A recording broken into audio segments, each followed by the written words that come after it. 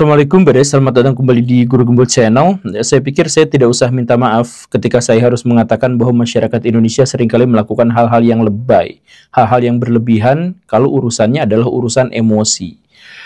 Contoh kasusnya adalah yang kemarin, yang masih baru-baru ini, ketika ada Gus Miftah ketahuan melakukan penghardikan kepada seorang penjual es teh yang namanya kemudian diketahui Pak Sun Haji. Netizen pada waktu itu langsung melakukan tindakan-tindakan yang ekstrim dan ada di dua kutub yang benar-benar berlawanan. Di satu sisi antagonisnya Pak Miftah itu dihujatnya habis-habisan, dimakinya habis-habisan, disindirnya habis-habisan, dan bahkan dikontenin untuk menjelek-jelekan beliau, kemudian jejak digitalnya dicari-cari, yang ceramahnya bagus-bagus di-skip, yang ceramahnya jelek-jelek kemudian diterima gitu ya, kemudian di-re-upload ulang dan lain sebagainya. Di-cancel lah pada intinya. Dan di sisi lain Pak Sun Hajinya sebagai tokoh yang protagonis itu mendapatkan perlakuan yang luar biasa, dikasih uang ratusan juta, ada cerita soal umroh, banyak sekali. Jadi Pak Sun Haji sampai sekarang itu mendapatkan uang yang sangat-sangat besar, mungkin tembus 1 miliar saya pikir ya. Tapi coba Baraya bayangkan kejadiannya. Jadi Pak Sun Haji dalam konteks ini sebenarnya juga dieksploitasi oleh media dan oleh para influencer dan sebagian oleh orang-orang yang menyumbangnya. Karena apa? Orang yang mengapresiasi beliau, yang menyumbang beliau itu ditampilkan di muka publik. Jadi saya ngasih duit segini tuh diperlihatkan di situ. Makanya coba kalau Baraya pikirkan dengan pikiran yang lebih sehat aja.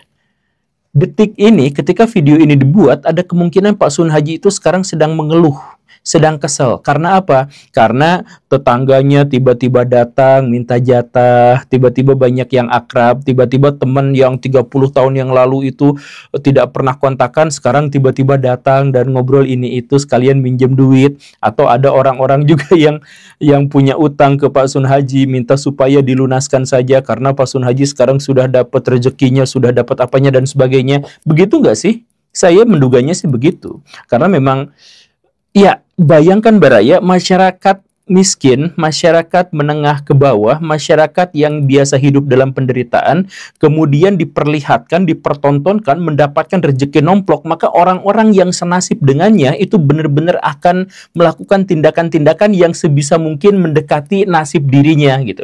Termasuk ada juga mungkin sekarang ada orang yang berniat untuk merampoknya. Dan kalau misalkan Baraya tidak percaya dengan fenomena ini, cek sekarang di pengajian-pengajian di Jawa Tengah itu, sekarang tukang es teh mengepung jamaah. Banyak sekali. Mereka berharap agar mereka juga digoblok-goblokin, agar kemudian dapat uang gitu. Cek aja sekarang tukang es teh jadi banyak di mana-mana gitu, di pengajian-pengajian.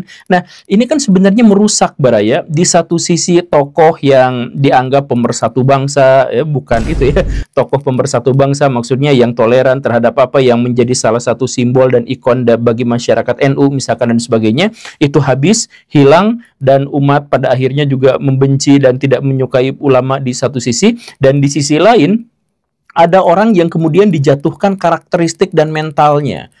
Gara-gara apa? Gara-gara dikasih uang berlebihan dan itu seringkali digunakan untuk pansos. Kan ada yang nyumbangnya itu benar-benar ikhlas gitu. Tapi kan ada yang nyumbangnya itu frontal, di depan media, di depan kamera gitu. Saya ngasih duitnya tuh gepokan gitu. Ya, saya masih cukup mengapresiasi ketika yang memberi sumbangannya itu adalah Pak Chandra. Yang sukses before 30 itu kan, kalau beliau tuh ngasihnya itu bukan duit tapi ngasihnya itu pelatihan. Karena apa? Karena gini Baraya, secara psikologi ekonomi kalau ada orang yang miskin itu bukan terjadi gara-gara apa-apa, tapi terjadi gara-gara dia gagal untuk bisa mengelola uang. Kenapa seseorang kaya? Karena dia berhasil dalam mengelola uang. Itu saja sih. Jadi seorang miskin dan seorang kaya itu bisa ditentukan dengan kemampuan dia dalam mengelola keuangan. Itu saja. Nah, jadi ketika Pak Sun Haji dalam konteks ini sebenarnya hidup dalam waktu yang lama itu hidup dalam garis kemiskinan, itu sebenarnya secara teori ekonomi itu gara-gara beliau memang secara mental belum terlatih dan belum terdidik untuk bisa mengelola uang. Itu rumusnya. Makanya kalau misalkan sekarang tiba-tiba dapat uang yang sangat banyak, itu akan bikin dirinya stres. Karena beliau akan kebingungan untuk apa uang itu akan digunakan. Karena dia nggak sama sekali nggak ngerti soal itu. Maka akan dimanfaatkan, akan dieksploitasi seperti yang tadi itu. Banyak tetangga yang apa, mungkin juga ada yang ngerampok dan sebagainya, bla bla bla bla bla. Dan uang itu pasti akan menguap dalam hitungan tahun. Secara teoritis, Pak Sun Haji itu antara 1 sampai 5 tahun ke depan itu uangnya akan kembali nol sama seperti sebelumnya. Makanya seharusnya dibinanya itu, dididiknya itu adalah untuk manajemen keuangan seharusnya. Tapi apapun itu, kita balik lagi ke topik. Kenapa masyarakat Indonesia begitu keterlaluan ketika ada satu kasus yang satu dinaikkan setinggi-tingginya, yang satu lagi dijatuhkan sebawah-bawahnya gitu. Ini salah satu hal yang sangat unik di Indonesia, di mana orang Indonesia kalau mencintai, kalau mengapresiasi, itu tingginya luar biasa, tapi pas bagian dia ngejatuhin, ngejelekin, itu jeleknya luar biasa bawah. Itu adalah salah satu karakteristik masyarakat Indonesia yang tidak dikenal oleh dunia. Bahkan yang lebih tidak dikenalnya lagi itu apa? Ketika masyarakat Indonesia yang bencinya luar biasa bisa berubah menjadi cinta luar biasa ekstrim hanya dalam hitungan jam. Bisa hitungan hari. Kan gitu ya. Jadi yang sangat benci tiba-tiba switch cepet banget menjadi tiba-tiba suka, yang sangat-sangat suka tiba-tiba switch menjadi sangat-sangat benci. Itu banyak kejadian. Barayu tentu saja mengingat misalkan kasus tahun 2019. Di situ ada kasus yang namanya Audrey. Audrey itu dianggap sebagai ABG yang telah mendapatkan pelecehan seksual dan kekerasan seksual dari senior-seniornya. Itu netizen langsung bergerak kompak untuk mendukung dia. Ada artis-artis datang ke dia, ngasih uang apa segala rupa gitu ya. Sama ditampilkan di publik gitu ya. Ini saya ngasih uang segini-gini gitu ya. Jadi ya gitulah ya.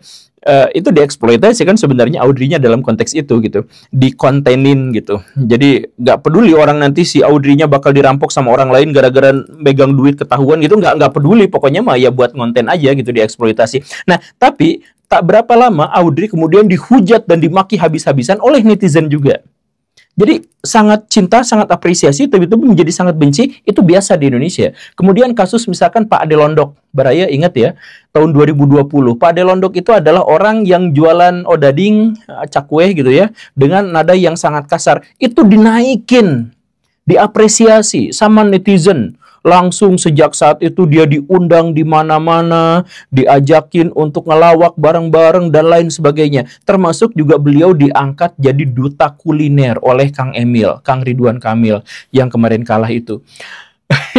Ya kan begitu, kondisi situasinya itu begitu. Dan tak lama setelah itu, ketika beliau itu kedapatan ngelucu dengan cara yang tidak lucu dan cenderung menyakitkan, itu dibulinya habis-habisan sampai beliau stres dan janji tidak akan lagi masuk ke dunia entertain. Karena apa? Tekanan yang luar biasa dari netizen. Gitu kan? Kemudian banyak kasus-kasus yang semacam itu. Kemudian yang kemarin kasus Agus yang disiram air keras itu. Awalnya diapresiasi, dicintai, mendapatkan empati yang luar biasa, dikasih duit sebegitu banyaknya, dan kemudian langsung dalam hitungan jam, dalam hitungan hari langsung berbalik. Jadi dibenci, dihujat, dimaki-maki habis-habisan. Nah, bagaimana ceritanya? Satu keunikan yang pertama ya, bagaimana ceritanya ada sebuah bangsa yang ketika mencintai, dia mencintainya ekstrim, dan ketika membenci, dia membencinya ekstrim. Itu masalah yang pertama. Masalah yang keduanya, yang tidak pernah ditemukan di bangsa manapun di seluruh dunia. Kecintaan dan kebencian itu bisa berubah 180 derajat hanya dalam hitungan jam atau hitungan hari. Gak ada di dunia ini kan. Kalau misalkan gini ya, kalau misalkan saya mencintai seseorang gitu ya, kemudian ada kabar-kabar buruk gitu, saya itu pasti melakukan penyangkalan dulu gitu, karena saya mencintai dia gitu. Penyangkalan dulu setelah diyakinkan berhari-hari gitu, berbulan-bulan dikasih bukti apa dan sebagainya, baru saya membenci gitu. Nah di Indonesia mah enggak. Jadi mencintai habis-habisan, membenci juga tiba-tiba habis-habisan hanya dalam waktu yang sangat singkat. Makanya sering juga saya sindir di beberapa tempat yang kemarin, misalkan orang-orang Indonesia dulu tuh demo habis-habisan untuk mendukung etnis Rohingya karena mereka tuh sangat mencintai. Hanya kemudian gara-gara ada 10-20 influencer yang kemudian bikin buzzer untuk menjelekkan Rohingya, itu semuanya kompak langsung ngejelek-jelekin. Bahkan Rohingya yang datang ke sini nggak peduli dia anak kecil, nggak peduli dia perempuan yang lagi hamil, diusir lagi dari Indonesia. Jadi orang Indonesia jadi nggak suka gitu. Kemudian di blow up cerita-cerita bahwa orang-orang Rohingya itu begini dan begitu dan sebagainya gitu. Nah, ini khas di Indonesia Barat ya. Saking khasnya, bahkan sempat ada penelitian dari seorang Belanda, namanya adalah Pak Giovanni Hakenberg. Jadi Pak Hakenberg itu, beliau kebingungan bagaimana masyarakat Indonesia bisa memiliki karakteristik yang sebagai berikut. Di satu sisi mereka sangat santun, sangat ramah, sangat baik. Jadi saking baiknya mereka siap menolong, siap membantu dengan senyuman yang tulus, dengan bungkukan yang berlebihan. Kan orang Indonesia itu kalau ketemu sama turis sampai pegel leher gitu kan, gini, halo, halo, halo gitu kan. Sampai gitu, ya orang-orang Indonesia itu sangat cinta gitu, sangat respect, sangat empati kepada pihak yang lain, sangat baik lah intinya mah. Tetapi ketika ada sebuah kesempatan dan dia misalkan ada dalam kondisi benci misalkan, itu kejamnya tuh luar biasa. Dia menceritakan kasus di revolusi di waktu zaman revolusi Indonesia tahun 1945 sampai 1949. Tidak diceritakan dalam buku-buku nasional di Indonesia, tapi dia menceritakan bahwa orang Indonesia itu kalau udah kejamnya luar biasa, itu benar-benar kejam. Jadi misalkan bisa mengeksekusi tentara Belanda dengan dimutilasi hidup-hidup, dan biasanya anunya dulu. Sudah dimutilasi itu kadang-kadang dimutilasinya bahkan di depan keluarganya sendiri, atau pembunuhan atau eksekusi itu di depan keluarganya sendiri, dan keluarganya juga dieksekusi juga di situ, termasuk anak-anak kecil. Ya, sekali lagi, cerita-cerita semacam ini tidak akan Baraya dengar atau Baraya baca dari buku-buku sejarah di Indonesia, tapi dalam versi Belanda itu banyak cerita-cerita, banyak kasus-kasus seperti itu. Diantaranya adalah yang ditulis oleh Pak Hakenberg. Jadi beliau itu bingung, masyarakat Indonesia itu tulus, masyarakat Indonesia itu baik, murah senyum, suka menolong. Tapi ketika dendam, itu kekejamannya itu bisa sangat luar biasa. Dan dari cinta atau dari biasa ke tiba-tiba melakukan balas dendam, itu cepat banget perpindahannya. Ini beliau tidak mengerti, makanya saya tidak menemukan ada bangsa lain yang memiliki karakteristik seperti ini. Atau setidak-tidaknya sejauh yang saya ketahui sekarang, saya tidak menemukan ada bangsa yang seperti itu. Silakan Baraya koreksi pernyataan saya jika salah. Silakan Baraya tulis di kolom komentar, sebenarnya karakteristik masyarakat Indonesia yang seperti ini tuh ada nggak di luar negeri gitu.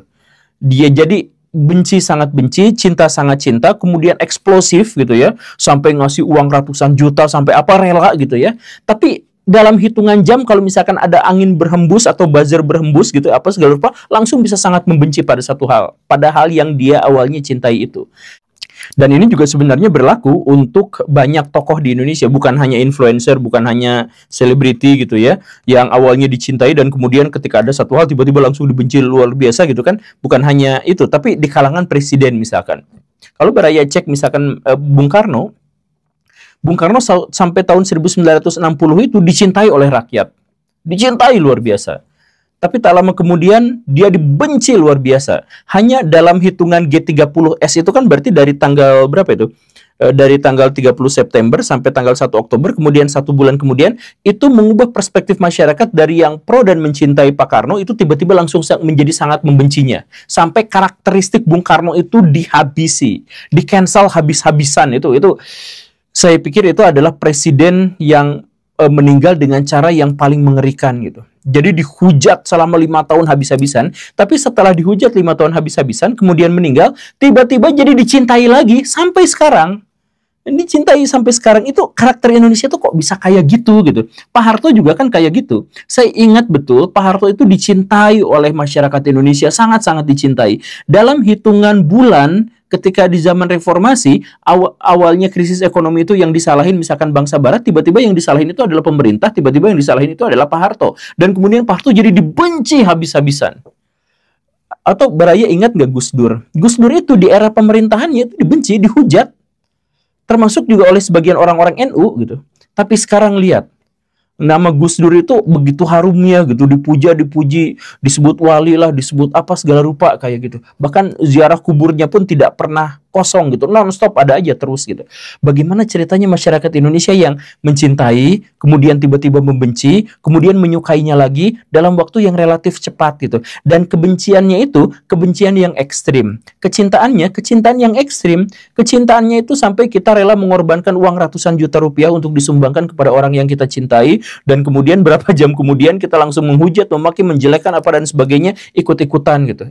Jadi apakah ini sekedar FOMO atau ini sekedar apa gitu? Makanya silahkan Baraya cek. Kalau misalkan ada, saya pin lah. Dan kalau misalkan memang ada data dan ada argumentasinya, ada nggak bangsa lain yang memiliki karakteristik yang seperti ini?